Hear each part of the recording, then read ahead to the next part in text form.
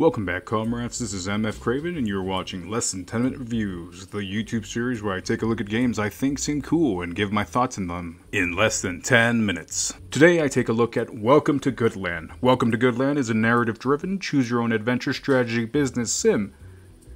You take the role of Eddie Taylor, a seemingly good guy running a charity that gets caught up in the crosshairs of the cartel.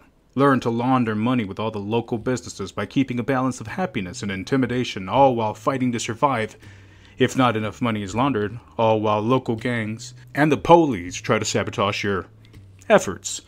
But is this business aspect of society's underbelly worth a play? Let's find out.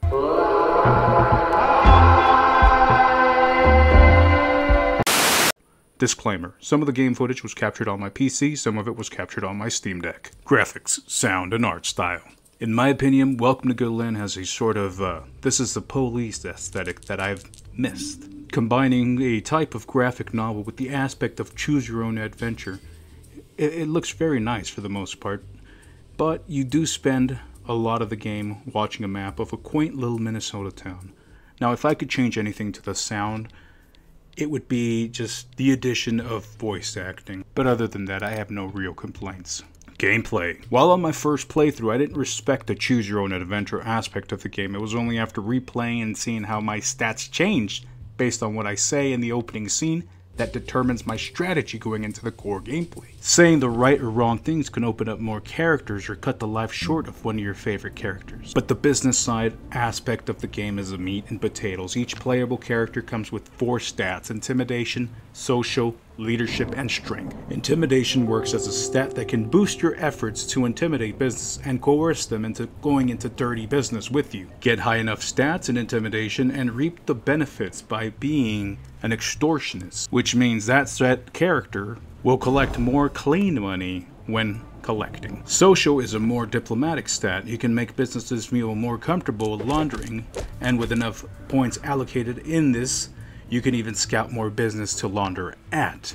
Leadership is kind of, well, it's just there. I didn't personally see any benefit, but when it's high enough, one of your workers can manage a business automatically, which works perfectly when you combine more than 3 businesses. Finally, strength comes in handy when being attacked by rivals. Each point adds a point to your dice roll. When attacked, your rival and yourself roll 2 dice, and the higher one wins. Businesses need to either be coerced or persuaded into joining your ranks. Based on a skill level, a bribe, and a dice roll, it will be determined how much cash flow and how fast the money is laundered. In order to keep them in your pocket, you need a balance of keeping them happy by either gifting them cash or curating their business with a character that has a higher social than intimidation stat, and the other way is to keep them scared enough to feel that they need you by intimidating a business or curating a business with a character that has a higher intimidation stat than social. Some random events will happen as well, such as a drug deal gone wrong, workers trying to get time off, fires, workers stealing, hack systems, etc., etc., and however you deal with each situation will determine which way the scale of loyalty, or how much they like you, and fear will tip. With tasks such as partnering up with a gym, for example, you can get points that will be useful to expand your line of sight and get more businesses and higher level of businesses unlocked. All of this management going on while your main objective of laundering a set amount of money each week for the cartel is in play.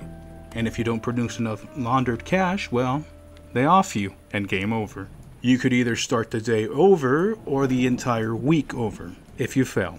Price: $16.99 USD. How many hours estimated? Each week can vary from an hour to an hour and a half. You can only save after each day is done. Currently I'm about 13 hours in, but I restarted after losing a week, and then after rethinking my strategy. While I thought story-wise I was at probably the end game, it turns out I've got a ways to go. Not to mention, since cloud saves aren't a thing, I've noticed significant differences in my playthroughs merely based on what I thought were innocuous choices. For example, in one of my playthroughs I quote-unquote dragged my wife into the business, and in other words, she remains clueless as to what I do. Having an extra hand that I didn't have to pay certainly paid dividends. But it only makes me curious for choices in the plot later, how they can be influenced differently. And I know I'm dragging this on, but I honestly can't quite pinpoint how long I'll be playing Welcome to Goodland for, other than at least another 10 hours. Is it playable on Steam Deck? Ladies and gentlemen and everybody in between, I absolutely love it on Steam Deck. It's odd because it doesn't have full control. Essentially, it's just the A button, mouse pad, and right trigger, but it works so well in my opinion. I need to reconfigure the Steam Deck controls to add a fast forward and slow down options. Other than that, it has become my preferred way of playing Welcome to Goodland. Final thoughts. Welcome to Goodland falls very flat on delivering a good story. Thankfully, I'm a huge fan of the gameplay mechanic and the gameplay loop, and while it doesn't revolutionize the wheel, I can appreciate it for what it is because at the end of the day, I'm having fun. Admittedly, at first I kind of gave up on the game and it's been a rough couple of weeks for me, but ultimately I powered through and looked up some videos to learn how to play, only to find out that no one quite understood the gameplay mechanic or how to balance it. The only person that did cut the gameplay footage, so I started thinking, and immediately said, well, I'm just going to specialize each character to play a specific role. I'll make Eddie Taylor a more feared man than death itself, and Ralph a happy-go-lucky tough guy. Man, did it change the way everything worked. When in my first try, I couldn't make enough money to launder. In my new strategy, I made the required amount of money in 3 days. It was ridiculous how easy it got, and through great choices, I was meeting the deadlines within 2 days, which made my experience pretty boring after.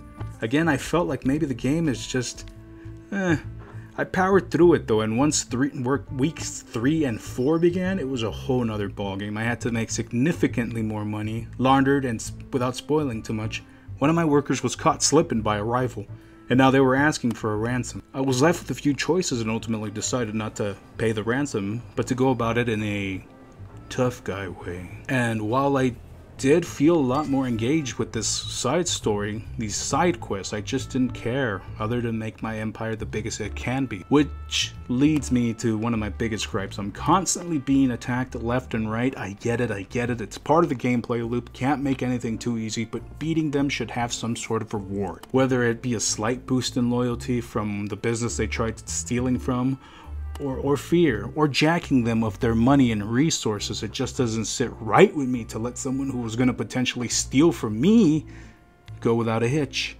Hell, I'd even settle for a boost in confidence that gives +1 to social or intimidation, just anything. It was appreciated though. It made me change my strategy. Each stat I put into someone I hire adds an extra $100 fees per day, so I stopped leveling those characters up.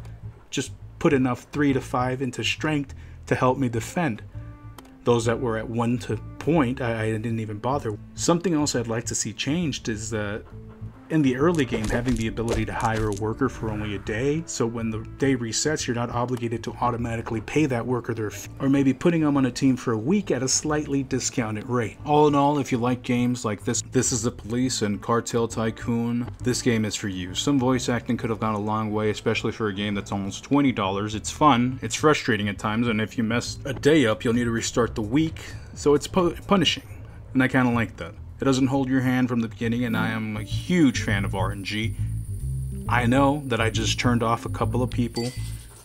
The mechanic doesn't sit right with them, but I love it, and I think it's implemented fairly in Welcome to Goodland. I like the game, but I could still be better. Still, based on the sole merit that this is the developer's first title, I say you should support them and buy it now.